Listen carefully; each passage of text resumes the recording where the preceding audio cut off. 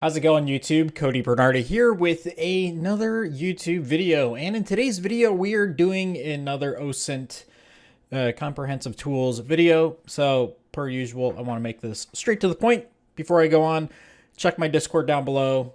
Tons of tools listed in there. I gathered a bunch of them. So it would behoove you to join my Discord down below for everything OSINT and Pixar mom donks and stuff like that. Sorry. Okay, so first thing we're going to be covering is username checks. So namecheck.com, kind of similar to what I mentioned in the original comprehensive tools list. So you could do very basic search here and it will check the usernames against all of these different pages or websites. So pretty nice. Moving on, we have mylife.com. So kind of similar to that'sthem.com. Again, type in a name, email address, etc. and you could get information about that person. Next up, we have public records checking. So public records is a form of OSINT that really isn't explored too much. So the best way that I find to get any sort of FOIA information is to search the organization you want to FOIA. So in this case, City of Seattle FOIA, and they have their public disclosure process right here. Go ahead and fill it out.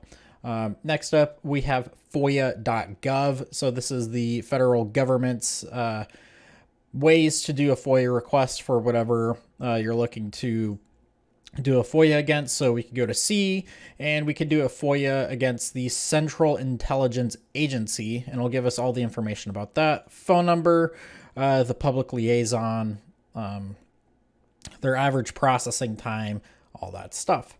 Moving on, we have a sample FOIA letter. So sometimes government agencies will require a special type of FOIA. You can't just fill it out online. You have to write a letter and send it to them. So this FOIA letter template will basically do everything that you need to successfully submit a FOIA request. So I've used it before and I've gotten FOIA responses.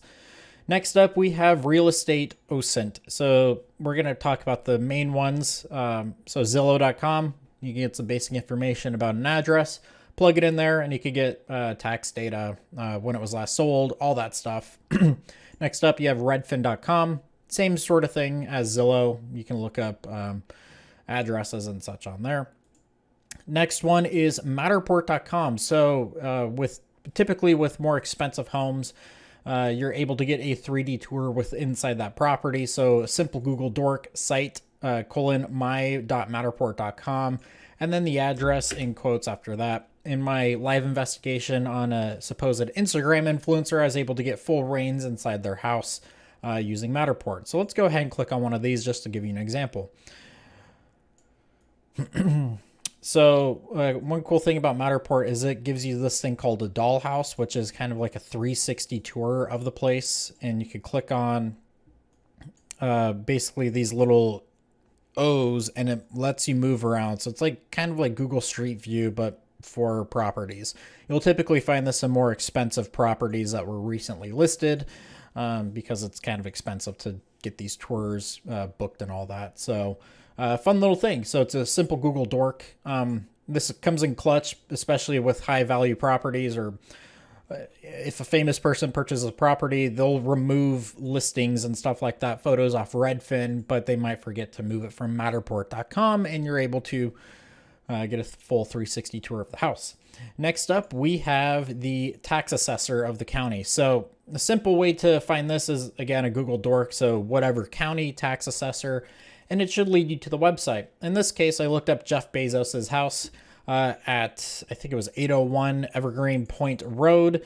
We have some basic information, parcel number, who actually owns it. So Aspen Ventures LLC. We can pivot to that later on. The year the property was built, square footage, bedrooms, baths, and the taxes paid throughout the years. So like I said, we'll keep Aspen Ventures LLC pocketed in the meantime. Next up, another property or public record search for properties is Net R Online or Netter Online, something like that. Anyways, you're able to click on a state and it'll give you the different counties, and it'll lead you straight to the tax assessor's website. So if we wanted to do Pierce County or Yakima County or Whatcom County, whatever, it'll lead you straight to the tax assessor's website. Pretty nice. All right, moving on to data leaks. So the first one we have is PwnDB. So this is actually a GitHub repo that points to the actual .onion website. Let's go down. So reading a little code. So the URL is pwn-db2am4tz-kvold.onion. So PwnDB, I think there's a ClearNet equivalent to it. So this will allow you to search passwords from data dumps and such like that. Moving on, dhash.com. Again, we could search things like IP addresses, names, VIN numbers, domain scan, emails, all that stuff. So you can go ahead and plug that in. Also has an API. I haven't used it, so I can't speak to it. It might cost a little bit of money as well. Next up, we have leakcheck.net. So let's go ahead and try Jeff at Amazon.com, see if that pops up with anything. We can see that it was in a couple breaches. MySpace.com, Collection 1. I think Collection 1 is a CIA link or a leak, something like that. NSA leak, one of those. Canva.com, evite.com, etc. Moving on to government contracts. So basically, anytime the government spends money to procure a product or procure a service, they have to publicly disclose that information. And the U.S. government makes it very easy. So usaspending.gov is a great way to find companies, find how much money they've made from the federal government, what kind of projects they get involved with. So this will be pretty comprehensive. There are some contracts the government issues that is kind of flies under the radar, or it might be I don't know if SAP contracts show up in here, simple acquisition show up in here, but you could do an advanced search on awards. Over here, you could click on the years of the contract was awarded, any keywords, award type. Was it a grant? Was it a loan? Contract? The awarding agency. So you could do like CIA or so you could do NSA or DOI. So I don't think the CIA, I think that's what it is. They don't have their contracts listed here. If we do like Federal Communication Commission, you could probably look up Federal. FBI is not in here. Oh, no, it is. Bureau of Investigation, all that stuff. Recipient type. Is it like a minority-owned business, veteran-owned business, VOSB, all that stuff? A cool thing about the usaspending.gov is you're actually able to capture traffic, which I will get into later on as far as using tools. Next up, we have beta.sam.gov.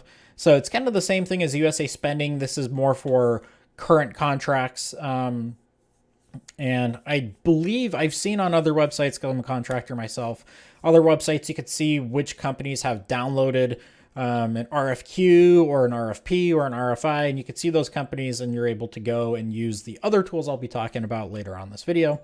SAM.gov, so it's different than beta.sam.gov, but SAM.gov will allow you to search entities associated with the federal government. It'll give you governor information, all that stuff. It could give you an address. I think it does give you an address of the business. And yeah, it's free to use. You might have to create an account, but like I said, you just use your login.gov address to get access to SAM.gov. Moving on to the hardware identification. So the best way that I've seen in the past to identify what kind of devices are on a network is through the MAC address. Now, obviously, you can spoof MAC addresses. You actually have that feature built into iPhones now. But for the most part, if you connect your Windows computer to a network, you're going to have a MAC address. So for those that don't know, the first 3 octets of a MAC address is dedicated directly to a specific company. So you could see this is a fairly comprehensive list. So if a device joins a network that has the MAC address starting with 70:2C:, 08:09. That is a device made by Nintendo. Obviously, like I said, you can spoof MAC addresses. It's not that difficult. There's tools built into Kali that I think it's Mac Changer or something like that. But most of the time, if you're just dealing with normal, unsophisticated, just everyday people, they're not going to be doing stuff like this. But it's a great list to have just to cross-reference and all of that. Kind of the same sort of thing here. Wireshark has a OUI lookup, so you can just drop. I believe you could do multiple MAC addresses. Yeah, you could do a list of MAC addresses, and it'll tell you the manufacturers of those MAC addresses. Okay, moving on to network reconnaissance. So this one, I don't know why I didn't mention it in the previous video. Nmap is a phenomenal tool. I work in vulnerability management, and Nmap is kind of a tool that I use to mirror what an attacker would actually use to gather recon against my network. So Nmap is fun. Just be very careful what kind of settings you use. You can knock some things offline. So I would say only Nmap what you have permission to Nmap. The NSC's Nmap scripting engine is very powerful. You can create your own scripts as well. I think it's Lua. I think it's in the Lua language. I'm not entirely sure, but if you go to nmap.org, you can learn all about it, and you can make your own scripts. And you can find scripts on GitHub, and my Exchange video, somewhere up here, you can look to see how you can import a custom NSE script into Nmap. Moving on, robetext.com. So this will just give you some basic information about an IP address, an autonomous system, a host name. So if we do 8.8.8.8, which we all know is Google, it'll give you the reverse DNS name. So it's dns.google.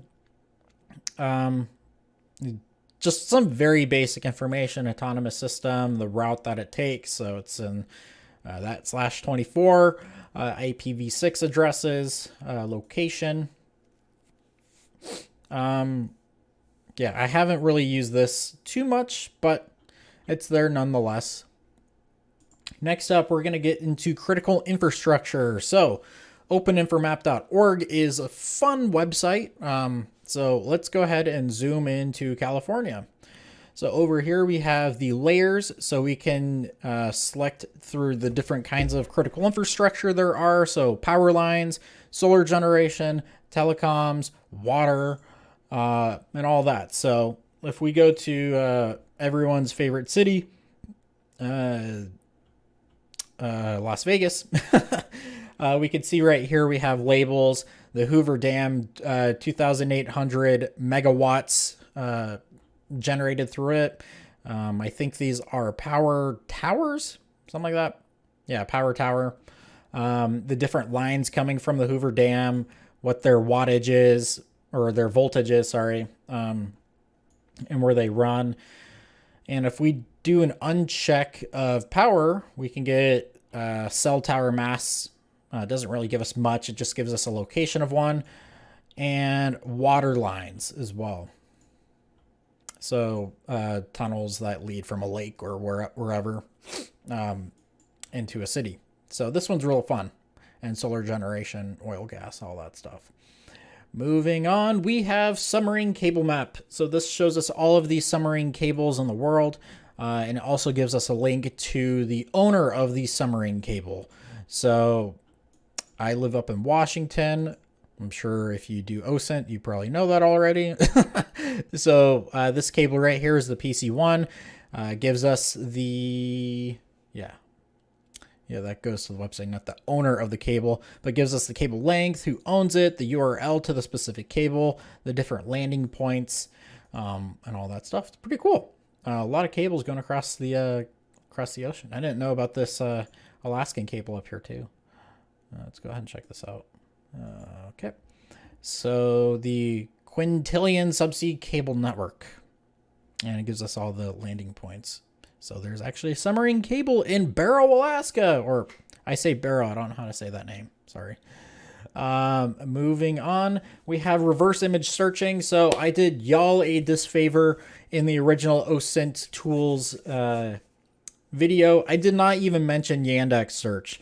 Google reverse image search and TinEye, I hate to say it, kind of suck. Yandex has been by far the most accurate reverse image searching engine I've ever used.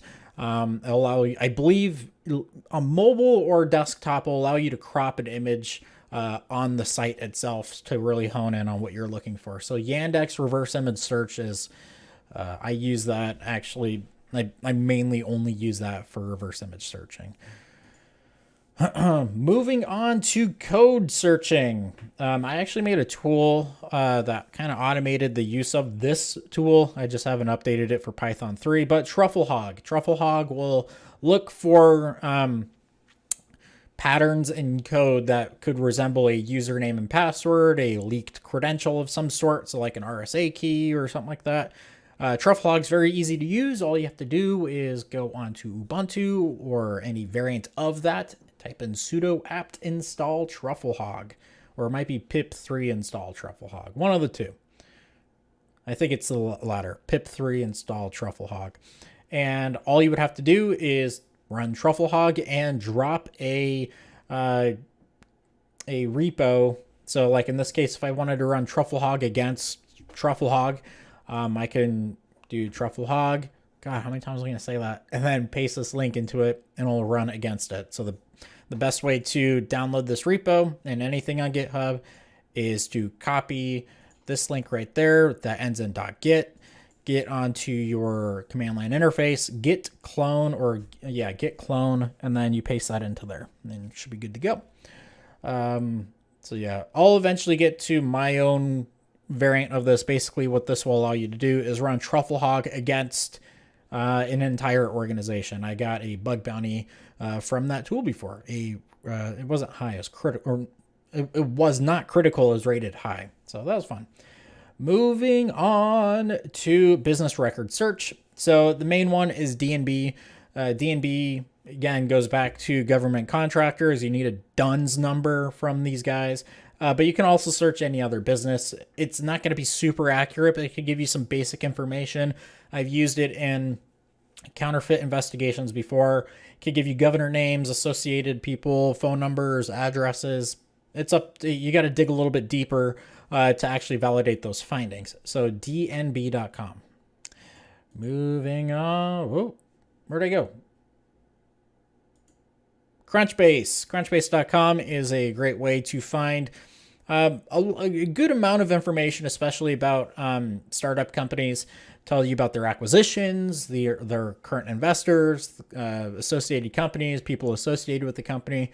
Done this before to enumerate subsidiaries of companies before, so it does cost a little bit of money, but you could try it out for free. So there is that. So Crunchbase is pretty nice to enumerate subsidiaries. Next up, we have opencorporates.com. So they have 192 million companies to search for. And you can search by officer name or company name, and it will give you information about them. So if we do Google and hit search, might take a little bit of time. Yeah, so like we have Alphabet Incorporated. Of course, they're located in Delaware. Incorporation date, 5 years ago, or in 2015. Oh yeah, well, Alphabet, yes. And then it gives you their corporate address right there and corporate grouping. So all associated companies within Alphabet Incorporated. Moving on, we have the Secretary of State website for the state, whatever state you're looking in. So this will give you basically straight to the point information about a company. So if we do business name and we just type in Amazon, hit search, we will get some results here. So you'll see that we have a lot of different names using Amazon. So if we do go back real quick, and it says exact match, Amazon Incorporated, nothing. Okay, let's do this. Amazon LLC. You can hear my girlfriend talking to the cats out there.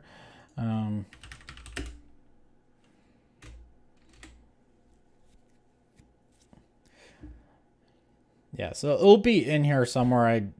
I could have picked a different company that's not going to have. Okay, Amazon Corporate LLC. That was it right up there. So Amazon Corporate LLC. If we go back. Oh, so that one was withdrawn. But if we click on that real quick. Okay, I don't know. Anyways, State or Secretary of State website. That was a bad example. I didn't even have pulled up. I wasn't expecting 114 results. Okay, moving on. Black Book Online. So this is for criminal searching. This will allow you to look up public record jail roster. So if we do King County, WA, it'll give us the different links to the municipal courts, criminal histories, superior courts, crash reports, jail inmates, current jail inmates, bookings, marriage licenses, parking ticket citations, all that stuff. Or you can do a Google search. So if you're looking for a current inmate, all you would have to type in is jail roster, whatever county. And you should be able to look up who's currently in jail at this time. Next up, we have a controversial website that a lot of people don't like, mugshots.com. You can come here, type in someone's name, and you might be able to find their mugshots. Moving on, we have jailbase.com. Same sort of thing. You can search people and get information about them on here. Moving on, blackbookonline.info. So it's kind of the same. Well, it's actually the same exact thing as this. I was going to say, I swear I was just looking at this. But this will also be for voter records as well. So voter record verification. You could go here and check out the publicly available voter records. I will say Washington's pretty bad. All you need is someone's name and birth date, and you can find their voter record and where they live. So if you live in an apartment, typically not public info, but if you voted, it's public info. Okay, next one is things in space. This one's pretty fun. Can't imagine you're going to be using it for OSINT much, but who knows, you might. All of these little dots resemble a piece of thing in space. So in this case, we click on this one. It gives us some basic information, the international designator, the type of stuff in space, the apogee, altitude, velocity, all that stuff. The international designator will tell you when it was put into space, so like 2020 in this case. Object SC 1998. So it's a pretty cool website. You can actually come up here and type in something. So if we typed in Starlink, these are all the Starlink satellites in orbit right now. I don't know how accurate it is, but cool nonetheless. Moving on, we have calculator. So I've used speed of sound calculator in the past in a video. This will calculate the speed of sound in a video. So it'll take into account the temperature, and I don't think it has the altitude as well, but I'll tell you the speed of sound. So if we do like, I don't know, 80 degrees Fahrenheit, it'll give us the speed of sound in miles per hour and stuff like that. I use that to calculate the vantage point of a video using speed of sound, frames per second, and all that stuff. Moving on, again, a calculator measuring objects using OpenCV. So I've never really used this before, but I figured there would be something in Python you can use, and of course, OpenCV, and a whole tutorial on how to measure things in videos or images. And I'll actually show you a tool you can use to get images out of videos. Okay, moving on. Recon NG. I've really never used this too much. I believe it is sponsored by Black Hills InfoSec, so it's legit. It is in Kali Linux. I have never used it personally. I'm sorry. I've heard great things about it, but here it is nonetheless. Same thing. Git clone, copy that link, good to go.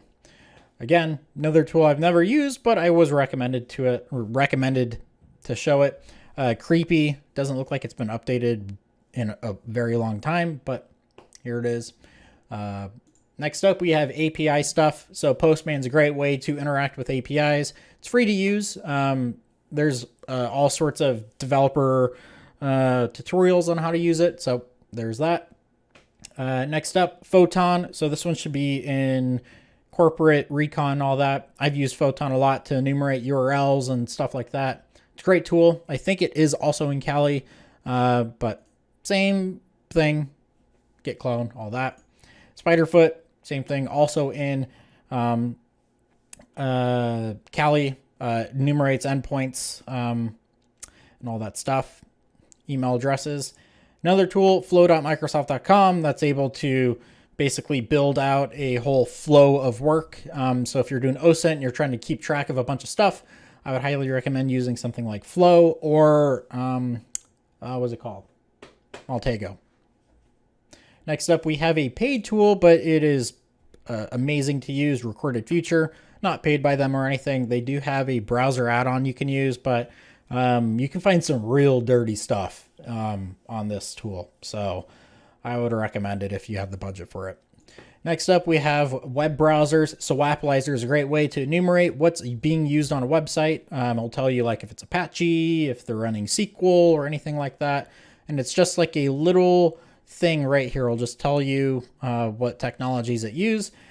Next up, download them all. It will allow you to download a bunch of files, pictures, all that stuff right here. And you click on it, download them all, and it will download all the photos for you in the browser itself. Next up, Elastic View. So this is a great way to interact with Elasticsearch databases in your browser. So if you find an open database or if you want to interact with your own database, Elastic View is a great way to go. Next up, Invid. So this will allow you to take the keyframes out of a video and you can download those individual photos, reverse image search them or stitch them together. I believe there is another tool to stitch photos together to make like a panorama. Can't remember it off the top of my head, but I'll put a link to it down below. So that is it. One thing I wanted to show is just a quick search. I said I'd come back to the this. So Aspen Ventures LLC. We'll go ahead and go to the Secretary of State's website just to do very basic OSINT on this property. Okay. So we'll go here, we'll go back, business name, search, Aspen Ventures LLC. We have one business here. So we have principal office address, mailing address, who is the governor. So James Gradell. So if you wanted to go on LinkedIn, look them up. You know, who's that? I think they're associated with Fairchild Record Search Limited, all that stuff, but you could go down that route if you wanted to. And then last thing, I want to show you how to use inspect. USAspending.gov. So we'll do fiscal year 2021, hit right click, hit inspect element, click on network, and then we will hit submit search and we will grab all of the calls it's making, type in API, and there you go. You have API searches you can plug into Postman and interact with. So if you wanted to, you could copy this as a curl search, and then you can post that into Postman. You can import it. I think it's, yeah, raw text, paste it, and there you go. So anyways, that is it for this video. If y'all enjoy content like this, please hit the thumbs up button, hit the subscribe button with the bell notification enabled. That was a long video, but I'll put more links down below that I've gathered from my Discord channel, which I would highly recommend that you go ahead and do. Yeah, so if you like OSINT and cybersecurity related stuff, I think you would enjoy my channel. So anyways, that's it. Y'all take care.